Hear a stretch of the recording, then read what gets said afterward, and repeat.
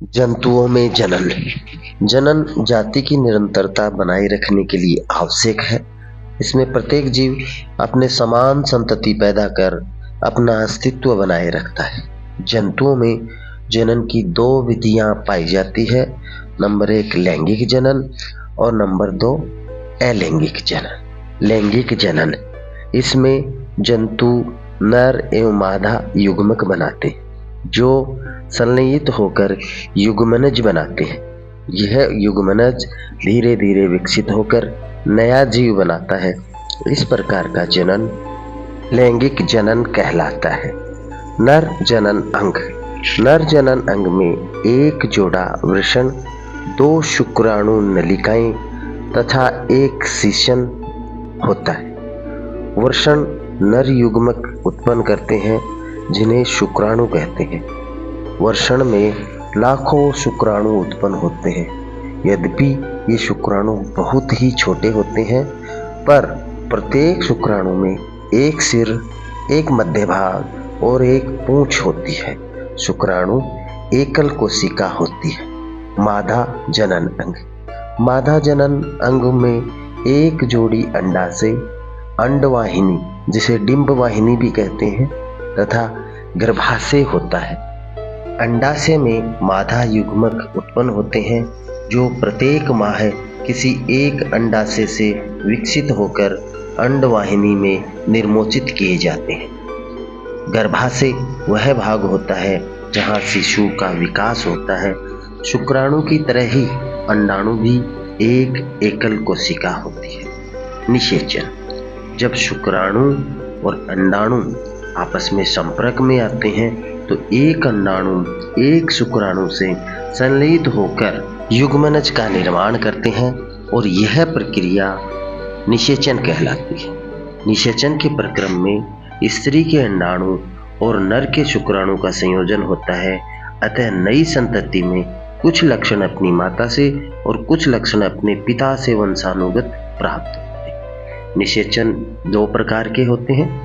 Number 1 आंतरिक निषेचन, number 2 बाह्य निषेचन। आंतरिक निषेचन मादा के शरीर के अंदर होता है, इसलिए उसको आंतरिक निषेचन कहते हैं।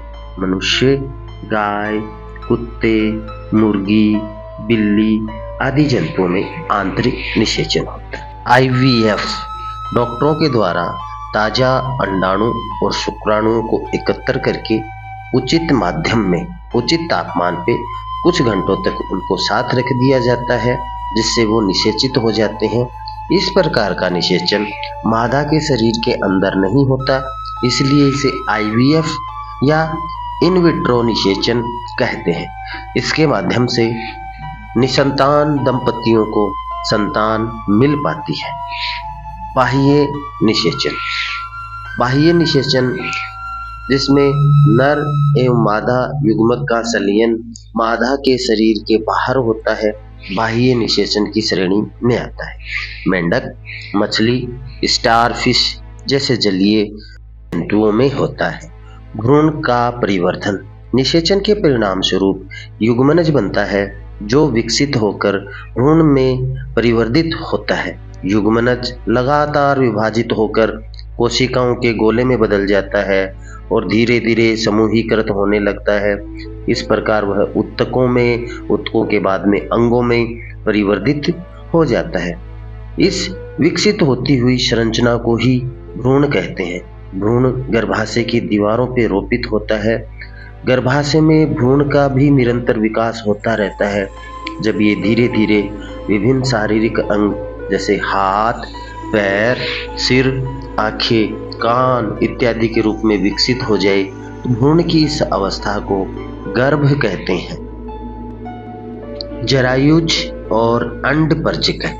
जो जंतु सीधे ही शिशु को जन्म देते हैं वे जरायुज होते हैं, तथा जो जंतु पहले अंडे देते हैं जो बाद में शिशु में विकसित होते हैं, ऐसे जंतुओं को अंडपरचिक कहते हैं। शिशु से वयस्क नवजात जन्मे प्राणी अथवा अंडे के प्रस्फुटन से निकले प्राणी तब तक वृद्धि करते रहते हैं जब तक कि वे वयस्क नहीं हो जाते। कुछ जंतुओं के नवजात जंतु वयस्क से बिल्कुल अलग दिखाई पड़ते हैं, जैसे रेशम का कीट और मेंढक का टैडपोल। मेंढक के अंडे से आरंभ करके वयस्क बनने की विभिन्न अवस्थाओं का परीक्षण करते हैं। हम 3 स्पष्ट अवस्थाओं को देख पाते हैं। नंबर 1 अंडा, नंबर 2 टैडपोल जिसे लार्वा भी कहते हैं, नंबर 3 वयस्क। अंडे से टैडपोल और टैडपोल में कुछ परिवर्तनों के बाद वयस्क में बदल जाना कायांतरण कहलाता है। अलैंगिक जनन। अलैंगिक जनन में एक ही जनक द्वारा नए जीव को जन्म दिया जाता है। इस प्रकार का जनन अलैंगिक जनन कहलाता है। हाइड्रा और अमीबा में इस तरह के जनन देखने को मिलते हैं। हाइड्रा में मुकुल से नया जीव विकसित होता है, इसलिए इस प्रकार के जनन को मुकुलन कहते हैं। तो अमीबा में द्विखंडन से नया जीव पैदा होता है, इसे द्विखंडन कहते हैं। Like, share and subscribe the channel.